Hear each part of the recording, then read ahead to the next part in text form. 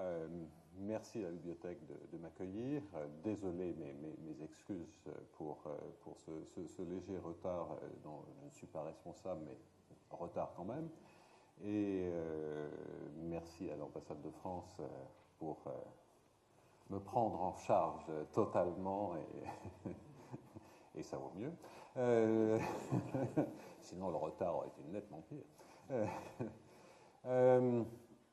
Donc, je comprends bien, et cela a été rappelé, que cette conférence s'inscrit dans un cycle de conférences. Je crois néanmoins que c'est la première fois que vous prenez un risque, à savoir, vous venez écouter un mathématicien. Certains d'entre vous tremblent d'ailleurs peut-être un tout petit peu. Rassurez-vous, je n'entrerai pas, comme on dit, dans les détails. Les mathématiciens disent toujours ça et on ne comprend jamais rien. Donc ça, c'est pas terrible. Je n'entrerai vraiment pas dans les détails et à la limite, on ne verra pas du tout de mathématiques. J'aurai d'ailleurs pas l'ambition de réellement expliquer comment les mathématiques dans le détail interviennent dans les applications médicales dont je parlerai. Ce que je veux tout simplement faire aujourd'hui, dans un petit moment, quand j'aborderai le vif du sujet, c'est vous faire comprendre à travers l'exemple des applications médicales et biologiques qui nous interpellent tous, de comprendre à travers cet exemple que, après tout, les mathématiques, ça sert peut-être à quelque chose. Ce qui, si on n'en retient que ça, on sera, je pense que j'aurai accompli une mission honorable. Et j'essaierai de vous montrer un tout petit peu plus le genre de mathématiques qui peut servir. Mais je réserverai, je dirais, des explications sur ce que sont les simulations numériques, comment on fait des simulations numériques, et de quoi a-t-on besoin à une conférence un peu plus scientifique, un peu plus technique, devrais-je dire, que je ferai demain. Donc là, je me contenterai de dresser un bref panorama. En ce qui concerne le thème de cette série de conférences, l'homme artificiel, cela correspond, comme vous le savez sans doute, à un colloque qui avait été organisé au Collège de France il y a un peu plus d'1 an, et dans lequel mes collègues avaient eu la très mauvaise idée auquel mes collègues avaient eu la très mauvaise idée de m'inviter, en me disant « tu trouveras bien quelque chose à raconter ». Donc, malgré le ton désinvolte de cette invitation et de cette phrase, je veux en fait m'excuser auprès d'un certain nombre de professionnels éventuellement présents dans cette assistance professionnelle de la médecine, car ce n'est pas mon domaine de recherche de prédilection. C'est le domaine de recherche dans lequel s'illustrent un certain nombre de mes fils, anciens élèves, traduisez anciens élèves, de mes petits-fils, de mes arrière-petits-fils, voire arrière-arrière-petits-fils. On se reproduit rapidement en mathématiques. Malgré l'âge avancé sous-entendu par les dates rappelées, je ne suis quand même pas biologiquement arrière-arrière, etc., etc. Bien. Donc, par avance, ne m'en voulez pas si j'égratigne l'aspect purement médical ou biologique des choses, ce n'est pas le domaine dans lequel je suis forcément le plus compétent ou le moins incompétent. Peut-être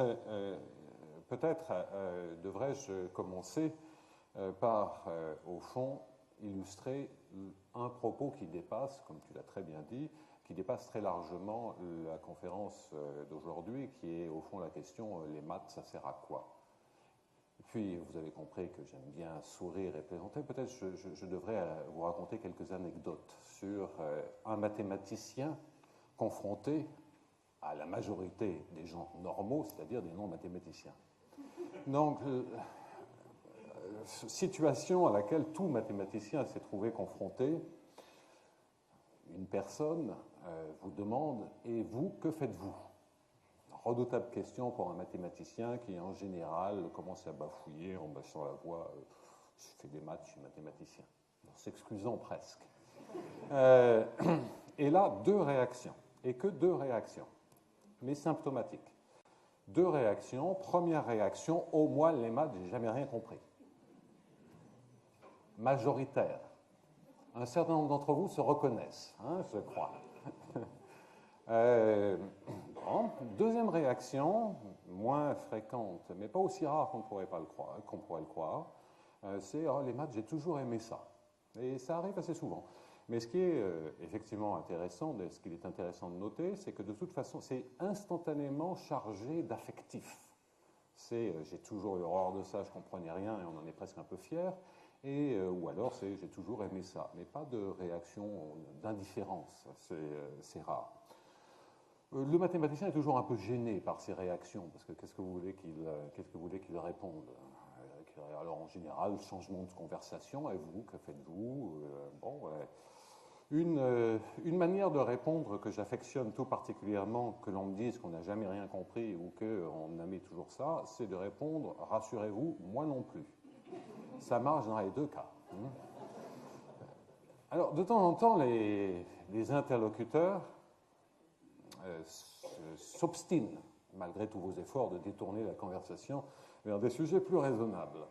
Les interlocuteurs des mathématiciens s'obstinent. Et en général, effectivement, assez rapidement, il y a deux types de questions qui apparaissent. Et il reste encore des choses à trouver en maths. Et l'autre chose, mais c'est une question profonde, et j'aimerais l'illustrer à travers cet exposé pour bien montrer qu'au contraire, ça explose. Les questions que l'on peut se poser du point de vue mathématique explosent en ce moment. Et la deuxième question, c'est, mais ça sert à quelque chose, les maths? Et c'est aussi une très bonne question, au-delà de la formulation un peu familière que j'emploie. Effectivement, ce serait certainement faire preuve d'une très grande simplification, mais on peut quand même dire quelque part que si nous sommes tous conscients que révolution numérique il y a, et nous en sommes tous conscients, on parle de fracture numérique, de révolution digitale, etc., etc., mais finalement, qu'est-ce que ça veut dire? Ça veut dire que numérique, digital, c'est que peu ou prou, on se sert d'une technologie, c'est-à-dire de machines, d'électronique, et on se sert de mathématiques pour faire marcher ces machines et pour faire effectivement d'un certain nombre d'opérations sur tout ce qui a été digitalisé, que ce soit des images, des sons, des informations, etc. Et effectivement, il y a des mathématiques à peu près partout de nos jours. Alors rassurez-vous, ça ne veut pas dire qu'on a un besoin gigantesque de mathématiciens et qu'il faut des mathématiciens partout. Les mathématiques n'appartiennent pas qu'aux mathématiciens. Les mathématiques, c'est, si on peut simplifier, et beaucoup de mathématiciens seraient très choqués par ce que je dirais, c'est aussi, c'est le langage de la quantification. C'est le langage qui permet d'aborder de manière quantifiée à peu près tous les domaines de la connaissance, en tout cas tous ceux qui se prêtent à une certaine modélisation mathématique. Les exemples abondent, j'en donnerai beaucoup demain. Aujourd'hui, je vais me concentrer sur des exemples d'application de mathématiques à la biologie et à la médecine. Bien, à travers ce qu'on appelle les simulations numériques. Et l'aspect numérique, c'est dans le numérique que les mathématiques sévissent. Au-delà de ces exemples, je voudrais quand même en signaler dès aujourd'hui un certain nombre pour bien voir le panorama qu'il y a derrière la question les mathématiques, ça sert à quoi? Oh bien, écoutez, je suis arrivé en retard à cause de problèmes de voiture. Bon, voiture. On prend l'exemple de la voiture. Nous connaissons tous l'objet voiture. Savez-vous qu'il y a des mathématiques à peu près dans tout dans une voiture? On a besoin de mathématiques pour les tests de sécurité. C'est-à-dire qu'il n'y a plus aucun, pratiquement, test de sécurité d'une voiture qui est fait de manière expérimentale. L'immense majorité sont ce qu'on appelle des crashs numériques. Crash, c'est le crash test numérique. Et numérique, parce que tout est fait sur la base de simulations sur ordinateur et d'algorithmes plus ou moins mathématisés. Sécurité, le moteur, l'injection, la suspension, l'acoustique, la ventilation, l'aérodynamique, la compatibilité électromagnétique. Aux compatibilités électromagnétiques, ça paraît compliqué, c'est parce qu'il y a énormément de champs électromagnétiques et de plus en plus dans une voiture. Un ordre de grandeur, parce que sinon on reste dans l'abstraction. La longueur totale de ce que l'on pourrait appeler des fils électriques dans une voiture. 10 km. 10 km. Hein. Tout ça, ça crée des champs. Et ça crée des phénomènes d'interférence. De plus en plus, ça devient un objet communicant.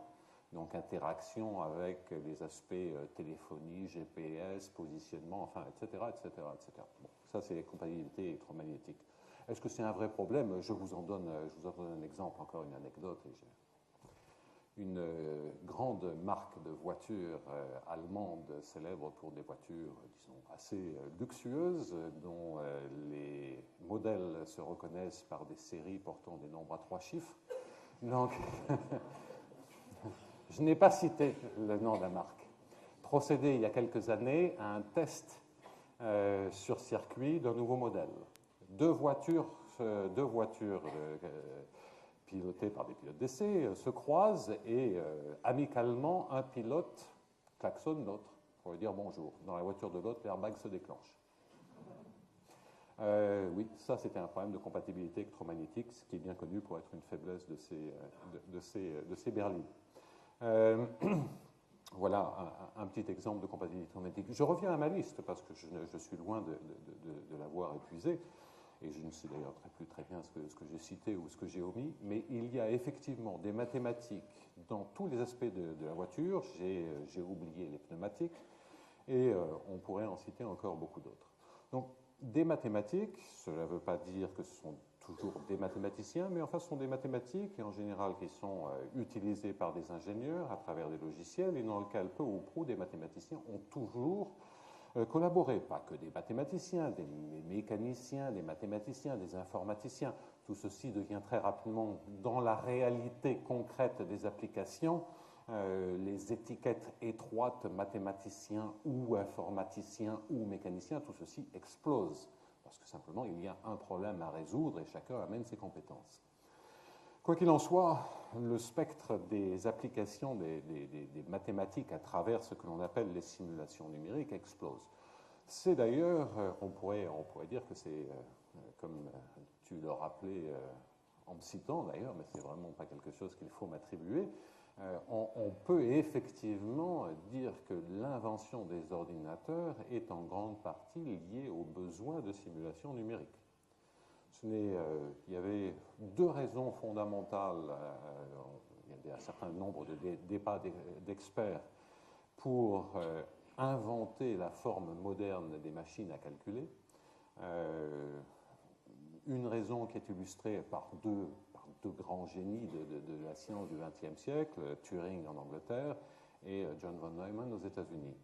Turing, plus logicien, a une vision peut-être a une vision un peu différente de celle de John von Neumann, et lui vient des aspects cryptographie, de ce qu'on appellera plus tard la cryptographie. Donc le déchiffrage qui s'est révélé être absolument fondamental pendant la Seconde Guerre mondiale. Von Neumann a, lui, clairement, il a une longue collaboration avec l'US Air Force et est préoccupé par les problèmes d'aérodynamique. Bientôt, le projet Manhattan démarre, des besoins de calcul en mécanique des fluides deviennent extrêmement importants. Et von Neumann invente ce que l'on pourrait appeler la logique moderne des ordinateurs. Von Neumann, mathématicien, Turing, mathématicien. Besoin de résoudre un certain nombre d'applications que les limites de nos possibilités de calcul, nous, ou leur dire nous, êtres humains, que ces limites nous interdisaient d'aborder. Donc, nécessité d'inventer des machines pouvant faire beaucoup plus de calculs. Mais ces machines, il faut leur expliquer comment faire des calculs. Et c'est pour cela, parce qu'une machine, si on la laisse toute seule, elle ne fait rien. Donc, il faut, comme on dit, la programmer, il faut inventer les algorithmes qui vont lui permettre, effectivement, de faire les bons calculs. Et c'est là où les mathématiques interviennent. Alors, à travers ces quelques petites remarques, je ne voudrais pas trop vous ennuyer avec toutes ces petites remarques, et je voudrais néanmoins vous dire que si les mathématiques servent dans les simulations numériques, ce n'est pas le seul endroit où on se sert de mathématiques. Donc il y a beaucoup d'autres sujets que l'on pourrait mentionner. On se sert d'autres aspects de mathématiques, justement, j'en parlais il y a un instant, dans la cryptographie. Alors, la cryptographie, on a tendance à tout de suite envisager des applications de code comme avec les espions, etc. Non, la cryptographie, on s'en sert pratiquement tous les jours dès que vous passez une commande sur Internet ou pour des aspects de liaison Wi-Fi quand vous êtes sur un ordinateur ou quand vous vous servez de votre téléphone portable. C'est la sécurité de vos transmissions. Voilà un exemple parmi beaucoup d'autres. On pourrait multiplier comme cela des exemples de diverses branches de mathématiques qui servent réellement dans la vie de tous les jours, qui sont utilisées dans la vie de tous les jours. Alors, aujourd'hui, donc, zoom sur un sujet très particulier qui est l'homme artificiel. Mais même sur l'homme artificiel et qu'est-ce qu'il y a comme mathématiques dans un thème aussi général que l'homme artificiel, eh bien, même là, on pourrait décliner ce sujet de différentes manières. Il y a 1 an et demi, effectivement, quand on m'avait demandé de faire cet exposé au Collège de France, assez naturellement, je me suis pensé vers ce qu'on pourrait appeler des simulations biomécaniques ou biophysiques. Donc, application médicale, mais avec une forte connotation physiologique. Peut-être qu'aujourd'hui, je ferai l'exposé, je prendrai un autre sujet. Et peut-être que j'aborderai d'autres aspects de l'homme artificiel et de la modélisation mathématique. Je vous en reparlerai tout à la fin. C'est l'homme, mais l'homme comme agent dans une société. Et donc là, on aborde des problèmes d'économie, de finance, voire de comportement de groupe que l'on peut de plus en plus aborder par la modélisation mathématique. Et enfin, un dernier petit mot pour conclure cette très longue introduction, c'est si les mathématiques envahissent de nombreux domaines de la connaissance, permettez-moi de vous rassurer, il reste beaucoup de domaines de la connaissance dans lesquels, fort heureusement, les mathématiques n'interviennent pas, rassurez-vous. On peut raisonnablement penser qu'il en sera de même encore très longtemps pour un certain nombre de sujets et de modes de découverte du savoir. Tout n'est pas forcément quantifiable.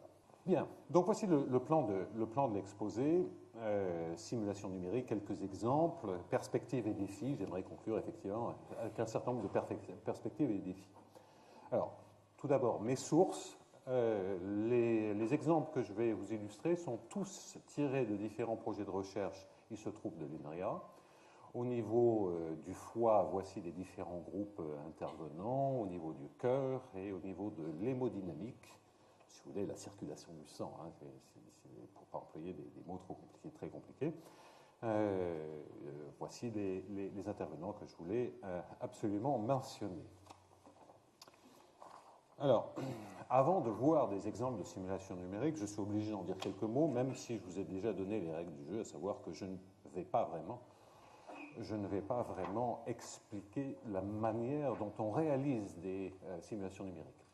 Alors déjà, quand on parle de simulation numérique, de quoi s'agit-il?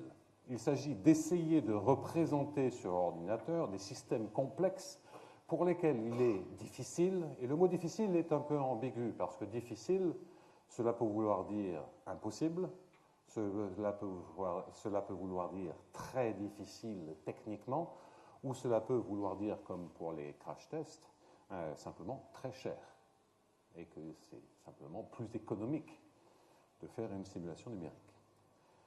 Traditionnellement, les simulations numériques ont eu pour objet d'aborder des systèmes qui correspondaient à des domaines scientifiques dans lesquels la mathématisation s'était produite la première. Donc, bien entendu, la mécanique et la physique, qui ont très longtemps et encore se servent du langage mathématique pour écrire les lois fondamentales quand on les comprend, qu'ils soient et industriels. Traditionnellement, j'allais mettre même le secteur financier. Ce que l'on verra aujourd'hui, c'est que de plus en plus, ces simulations numériques abordent des parties ou des fonctions du corps humain, et avec des objectifs extrêmement pratiques d'application médicale, et je vous les citerai. Alors, ces simulations numériques sont obtenues en calculant les solutions d'équations mathématiques Et c'est ça qu'on appelle les modèles. Tout à l'heure, ce mot a déjà été évoqué, la modélisation. Qu'est-ce que ça veut dire? C'est la mise en équation.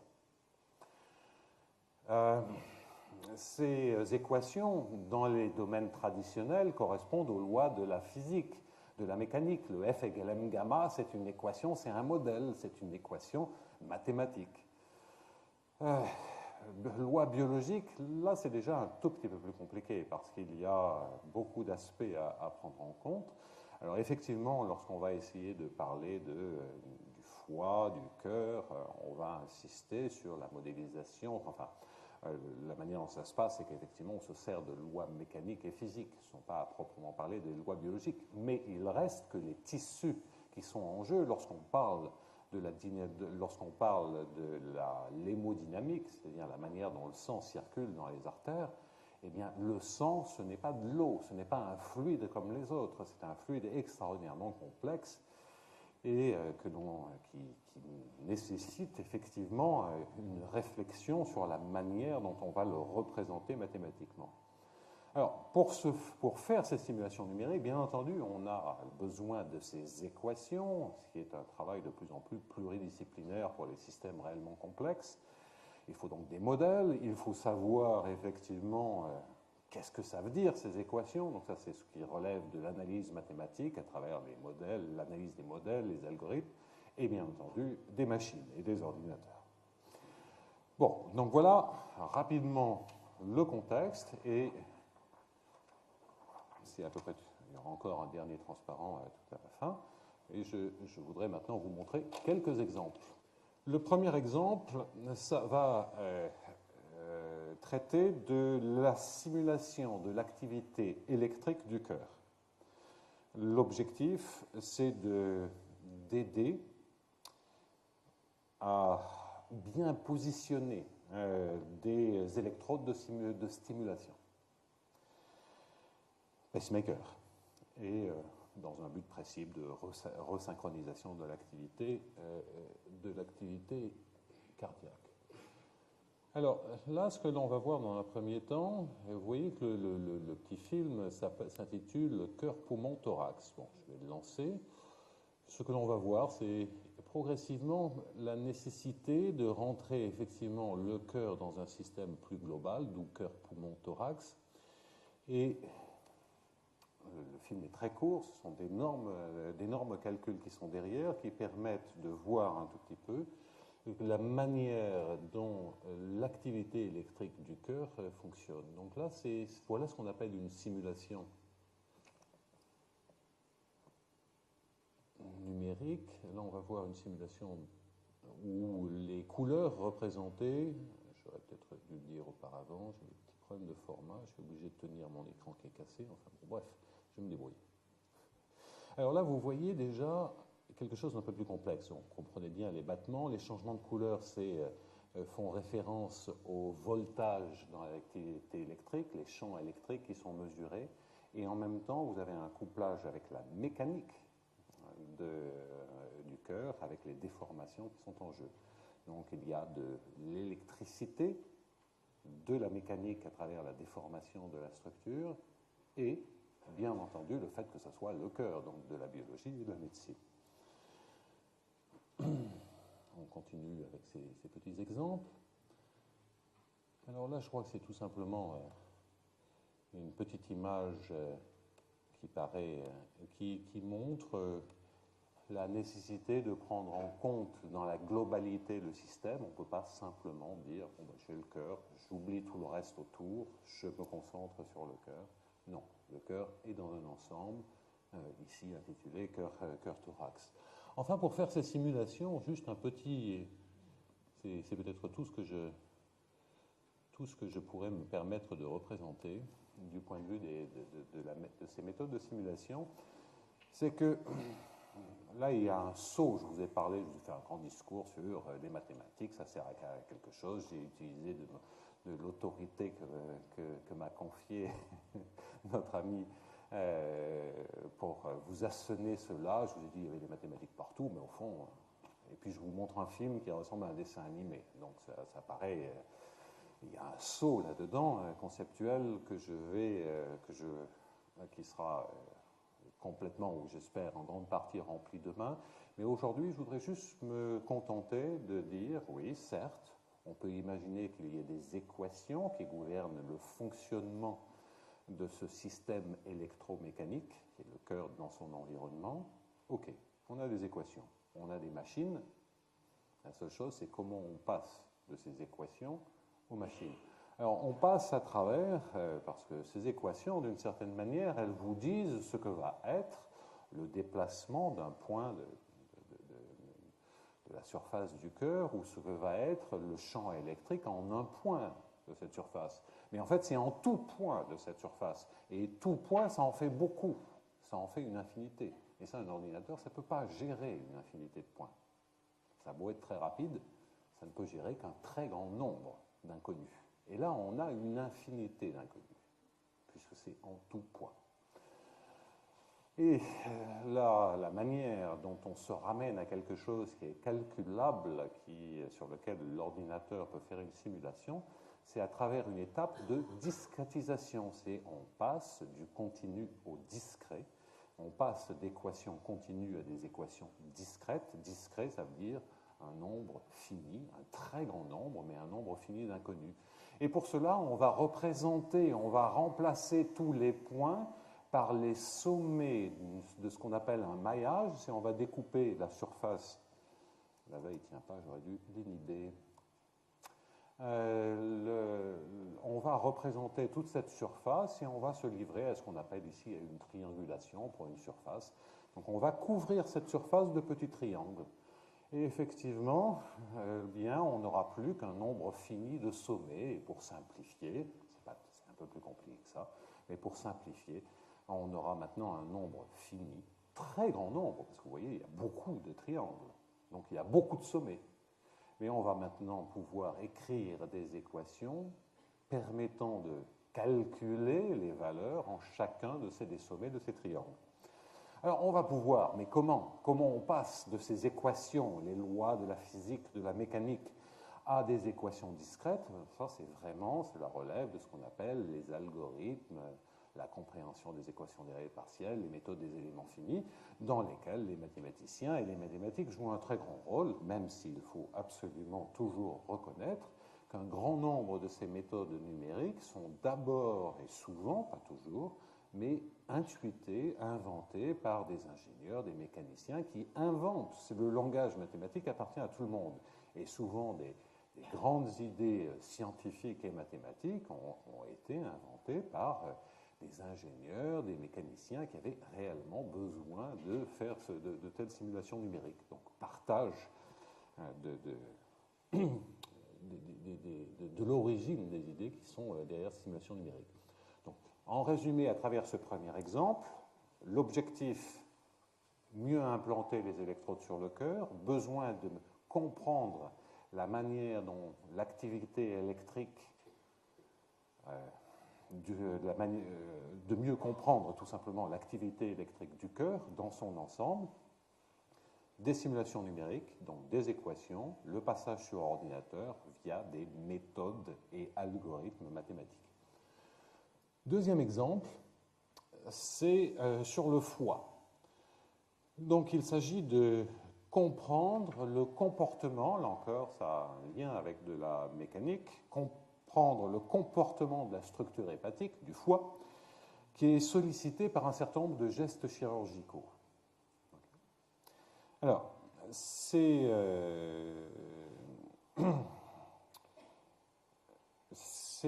pourquoi on a besoin de telles simulations numériques? Alors, il y a d'une part des aspects d'apprentissage pour les futurs chirurgiens, d'apprentissage à l'hépatectomie mini-invasive. Bon, ok, on comprend à peu près de quoi il s'agit. Et de manière plus générale, c'est un aspect éducatif pour les futures générations de médecins pour les nouvelles techniques chirurgicales qui sont de moins en moins invasives, comme nous le savons tous. Alors, vous comprendrez mieux dès que vous aurez vu les films, parce que les films s'expliquent à la limite presque tout seuls.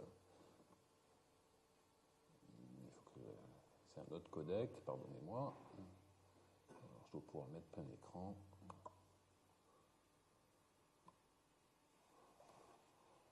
voyez la sollicitation qui est faite à travers cette petite tige, et c'est une sollicitation complètement virtuelle. Là, on voit les chercheurs du groupe de l'INRIA qui, effectivement, voient à l'écran ce que son geste, entre guillemets, chirurgical pourrait faire.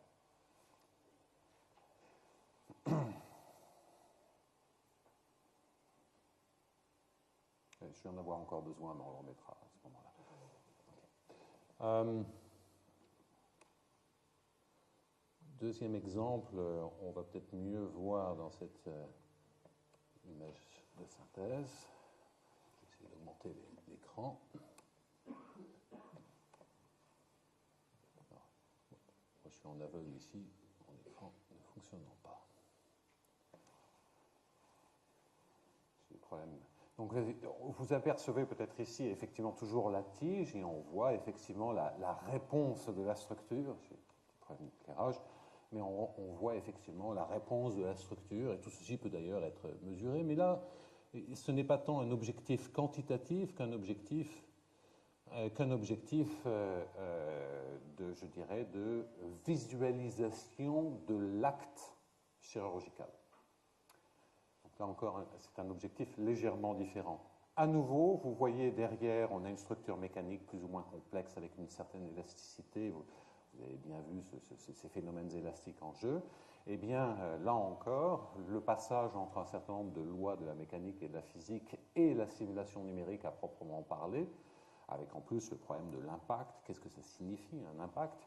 Eh bien, cela se fait à nouveau par cet aspect triangulation de la surface du foie. Deuxième exemple, disais-je.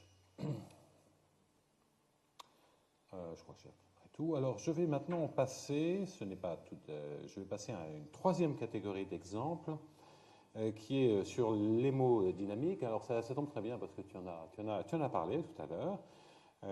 Vous allez voir des petits films qui correspondent à la simulation de l'écoulement sanguin, si on veut dire, pour employer un langage courant, pour des problèmes d'anévrisme cérébral ou de carotide. Ce projet est le projet qui a été donc développé par les équipes de l'INRIA, dont mon petit-fils Gerbeau, Jean-Frédéric Gerbeau, est fortement lié à une start-up, Cardiatis, qui développe des nouveaux types de stents. Si on veut parler, tu en as parlé tout à l'heure, mais si on veut dire, c'est que grosso modo, c'est comme si un petit ressort que l'on mettrait dans une artère pour traiter des anévrismes cérébraux. Une anecdote. Il y a probablement une dizaine d'années, travaillant avec un vieil ami et complice, Alfio Quarteroni, qui s'est depuis illustré dans des simulations numériques pour la voile, le change, la Coupe de l'América. Vous savez qu'il y a le défi suisse avec son équipe internationale qui survole les épreuves. Ce que l'on sait peut-être un tout petit peu moins, c'est que dans cette équipe, il y a tout un groupe de mathématiciens qui est à Lausanne, qui est dirigé par Alfio Quarteroni, italien en poste à Lausanne, qui leur font toutes les simulations numériques sur comment le bateau va se comporter et également comment les bateaux des adversaires se comportent. Également très important, c'est quand ils voient apparaître une modification dans le bateau des autres, c'est cette modification, est-ce qu'elle est intéressante ou pas, qu'est-ce que cela peut induire. Donc Alfio, il y a une dizaine d'années, parenthèse juste pour vous montrer qu'il y a des applications amusantes aussi, peut-être un peu moins graves des mathématiques. Alfio, il y a une dizaine d'années, me disait, écoute, là on est en contact avec une petite société, c'était pas Cardiatis, c'était une autre société, qui faisait donc des valves artificielles, évidemment toujours pour la circulation sanguine, qui faisait des valves artificielles et qui voulait pénétrer le marché américain. Lorsque vous introduisez sur le marché américain des biotechnologies à destination médicale, il faut une approbation pour que cela puisse être commercialisé de ce qu'on appelle la FDA, la Food and Drugs Administration, qui demandait à la petite société un dossier complet justificatif, évidemment, de sa valve, Et dans le dossier justificatif exigeait un sous-dossier de simulation numérique. C'est-à-dire que pour être approuvé par la FDA, il fallait que des simulations numériques de Laval soient faites. Et donc, effectivement, Alfio a été contacté, Alfio était un peu paniqué en me disant mais comment on va faire? On en avait parlé, on avait mis en place, et c'est comme ça que Jean-Frédéric Gerbeau, que j'ai envoyé en postdoc chez Alfio, s'est lancé là-dedans. Donc vous voyez ma responsabilité, et également, je n'ai jamais été acteur direct là-dedans. Quoi qu'il en soit, voici, on va essayer de mesurer, évidemment, les pressions sont des aspects pertinents là-dedans. J'ai vraiment un problème avec ces fichus écran.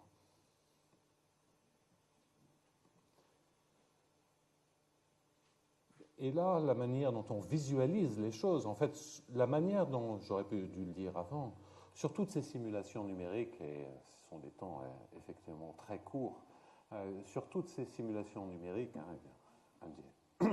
grosso modo une seconde de simulation numérique, le 0,77 c'est en secondes. Sur toutes ces simulations numériques, lorsque vous voyez des formes comme ça, avec des couleurs qui ressemblent un peu à un mauvais dessin animé, en fait, c'est juste une manière de visualiser la véritable information. La véritable information, ce sont des chiffres qui sont fournis par l'ordinateur qui vous donnent des sortes de mesures virtuelles de la pression en tout point. Donc c'est comme si vous aviez une carte complète de la pression dans le volume. Et simplement, visualiser une carte tridimensionnelle de chiffres, c'est pas faisable. Donc c'est comme cela qu'il y a cette représentation sur l'ordinateur à travers des couleurs qui indiquent les hauts niveaux de pression, les bas niveaux de pression. Ça permet juste de visualiser. Si l'on veut une analyse beaucoup plus détaillée du signal et de l'information, on se sert du tableau de chiffres. Donc ça, c'est simplement une visualisation. Alors, je vais continuer toujours sur l'anévrisme.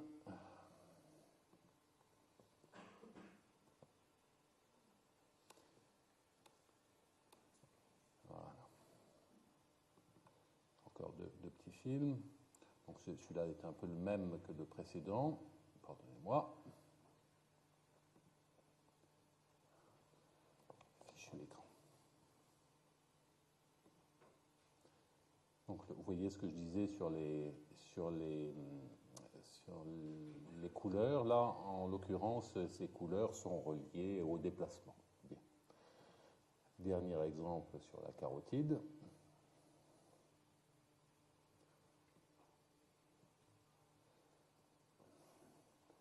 C'est très frustrant parce que vous voyez très bien, moi je vois rien. Alors, là, vous allez voir une représentation qui est beaucoup plus proche de l'écoulement. C'est comme si on avait introduit des petites particules qui sont déplacées dans l'écoulement. Et vous voyez en fait très très rapidement, très très brièvement, comme des petites particules. Et en fait, ce que l'on peut voir, c'est des sortes de petites flèches et de petits vecteurs qui indiquent la manière dont les particules vont être propagées. Donc voilà une autre manière de visualiser autre chose. On visualise les pressions, mais on peut visualiser également les vitesses, les écoulements. Alors, tout ceci sur un exemple, et il faut bien que j'illustre ce propos, cela pose des problèmes scientifiques absolument colossaux. Ça paraît tout bête, c'est un petit film. Mais derrière, qu'est-ce qu'il y a si on veut bien faire les choses? Pour vous signaler 3 problèmes scientifiques sérieux. Tout d'abord, c'est que là, on a isolé une partie du système sanguin, mais le système, il est global. Il est complet. Comment on isole? Alors si on l'isole, il faut dire quelque part qu'est-ce qui rentre, et puis après on verra ce qui sort. Alors ça, dans notre jargon, on appelle ça des conditions limites. Mais ces conditions limites, on ne les connaît pas vraiment. Si on regarde le système dans son ensemble, cela devient, quand vous imaginez que ceci sont des calculs qui sont vraiment déjà très lourds, on n'est plus dans le réalisable.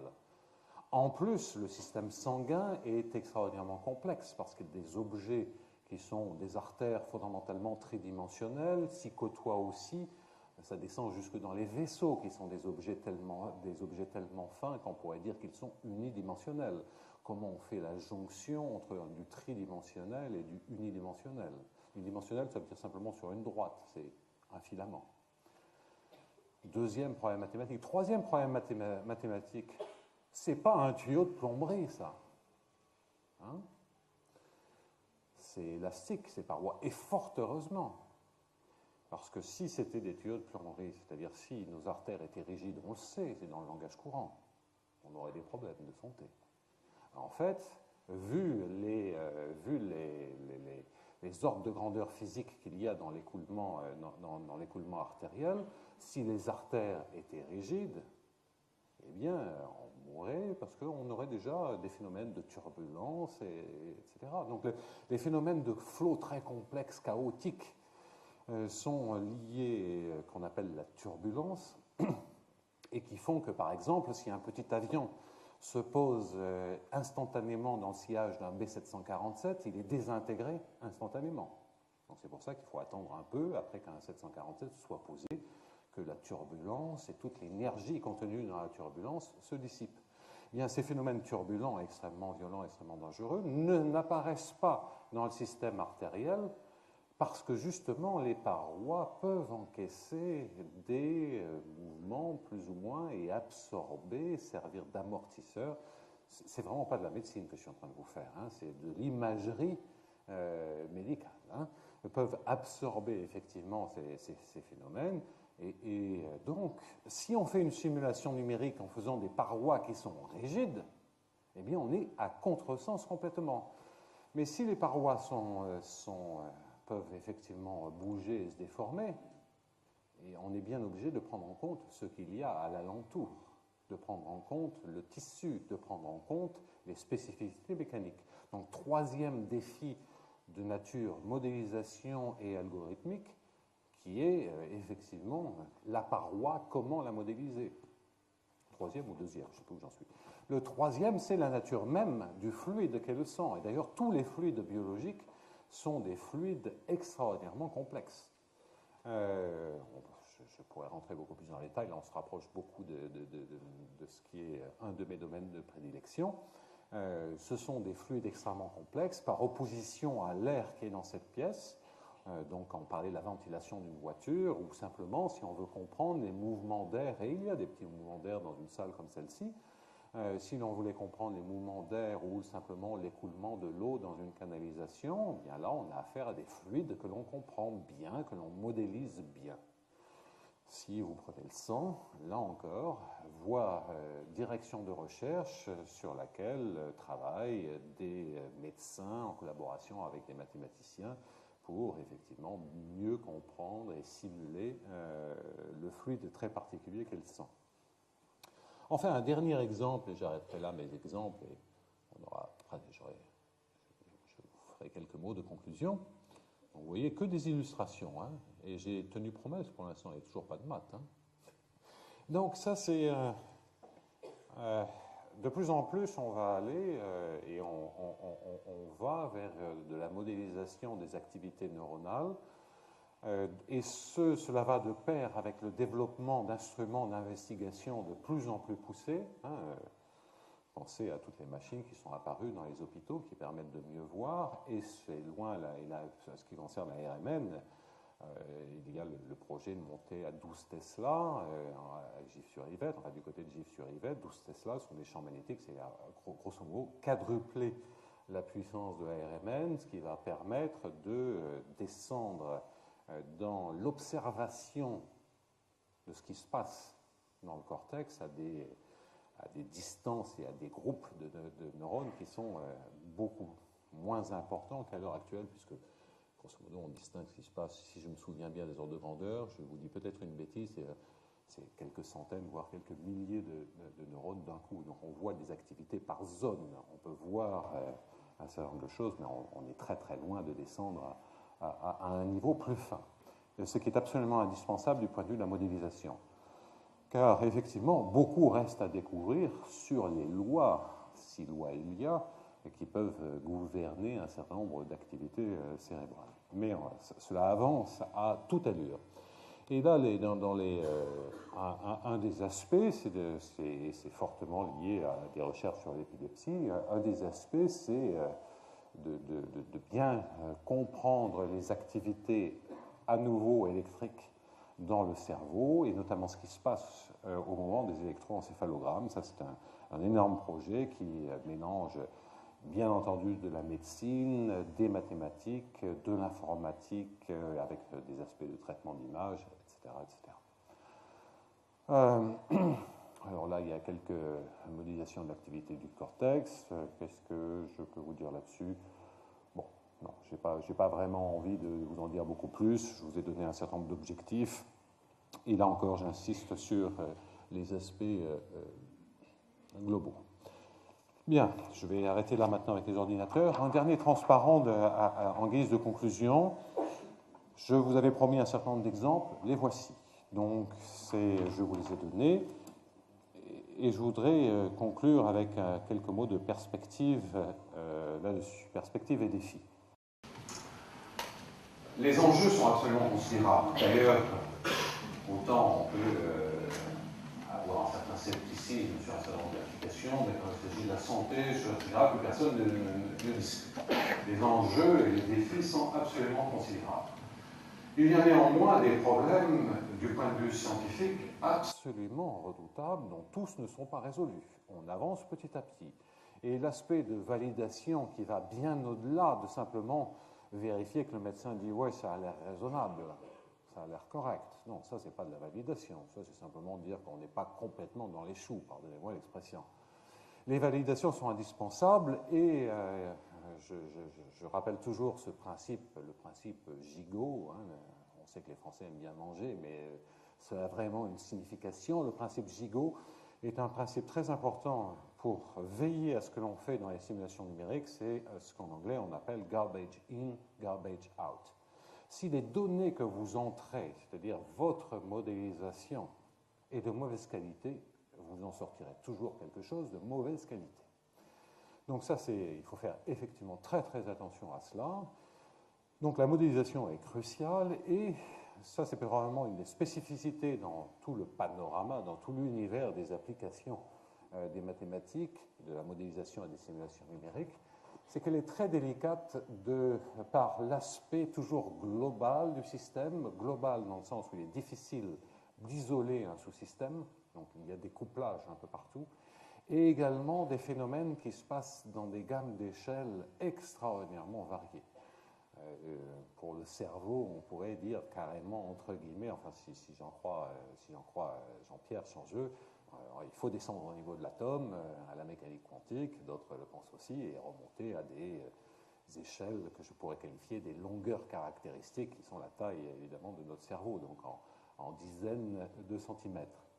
Multi-échelle au niveau du cerveau, c'est également vrai dans le système sanguin, avec tous les aspects, toutes les, entre guillemets, les particules qui sont présentes dans le sang.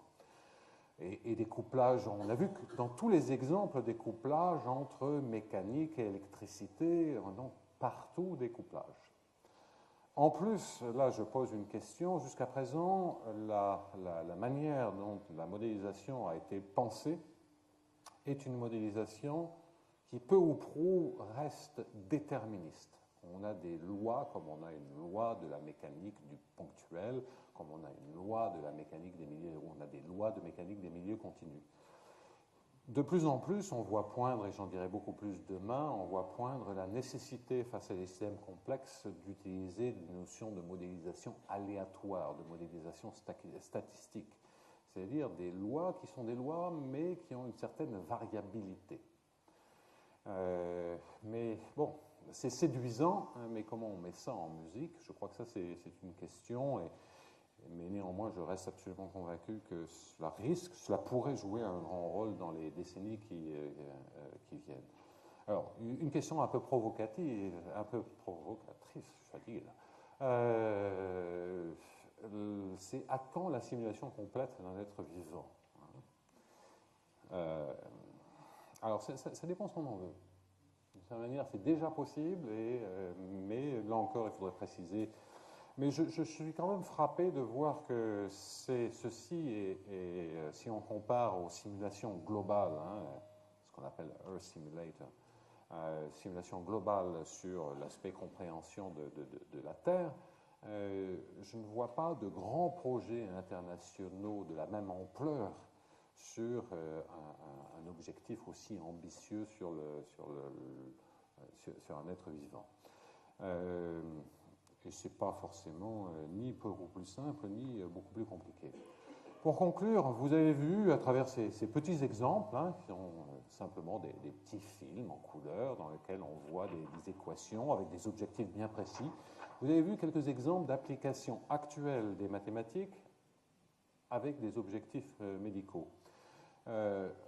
Tout à la fin de mon introduction, je vous disais peut-être qu'aujourd'hui, si je devais repréparer cet exposé au Collège de France, mais comme on m'a demandé le même exposé qu'au Collège de France, je ne l'ai pas changé, peut-être que j'aurais envie de parler d'autre chose.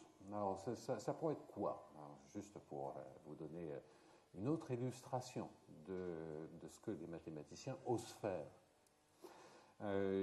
Avec un vieux complice, collègue et collaborateur, dont le nom est Jean-Michel Lasserie, qui n'est qu'à mi-temps un mathématicien. Le reste du temps, il est directeur de la recherche dans une grande banque. Et nous avons ensemble un grand projet de recherche qui s'appelle Finance et développement durable.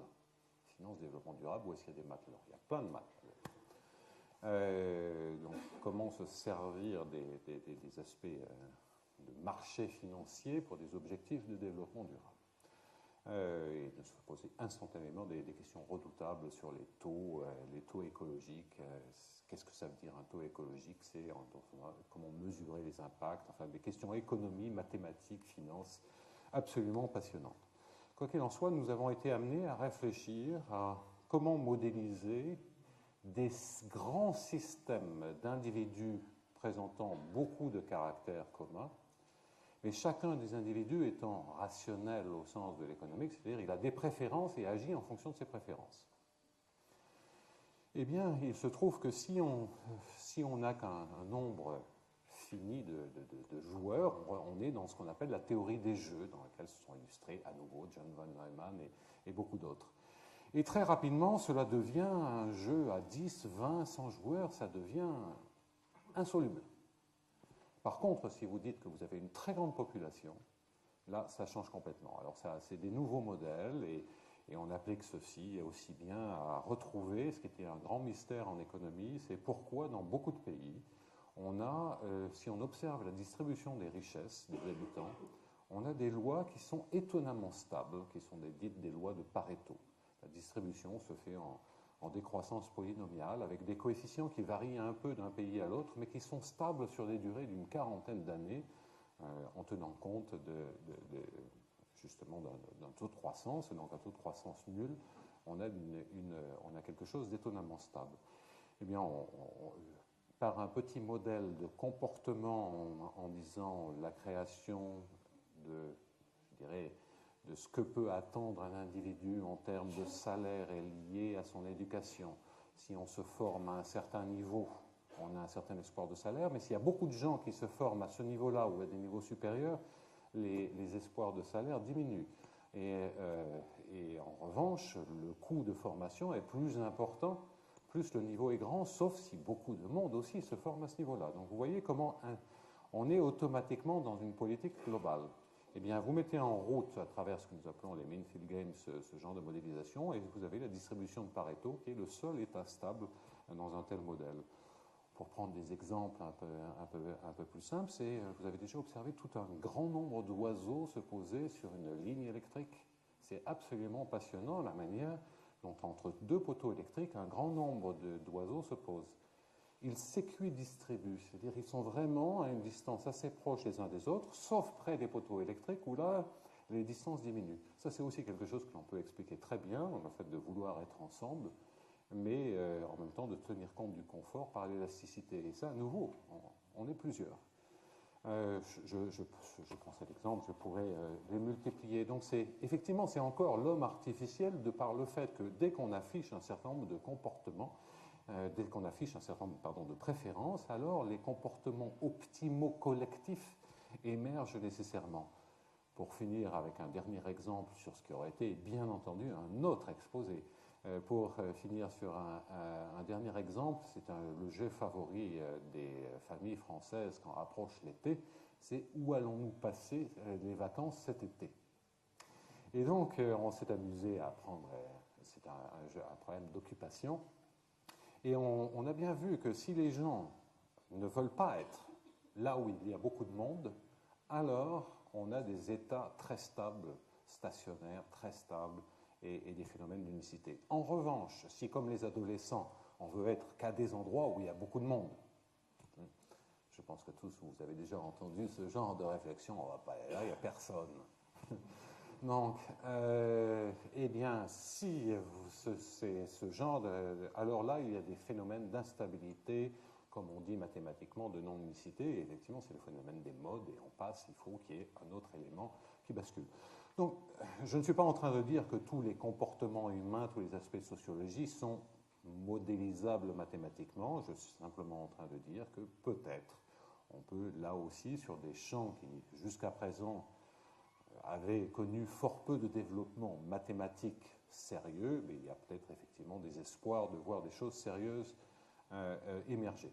Donc, j'espère, à travers ces multiples exemples venus d'horizons très divers, vous avoir montré que peut-être les mathématiques, ça peut servir à quelque chose. En tout cas, voici des exemples concrets, à travers, après tout le baratin, voici des exemples concrets sur la médecine et la biologie. Veuillez me pardonner pour les experts de médecine et de biologie éventuellement présents dans l'assistance si j'ai vraiment trop dénaturé les questions en jeu. Et en tout cas, il me reste à vous remercier de votre patience avant l'exposé, parce qu'il fallait m'attendre, et pendant l'exposé, parce qu'il fallait aussi attendre la fin. Merci beaucoup de votre attention. Shukran.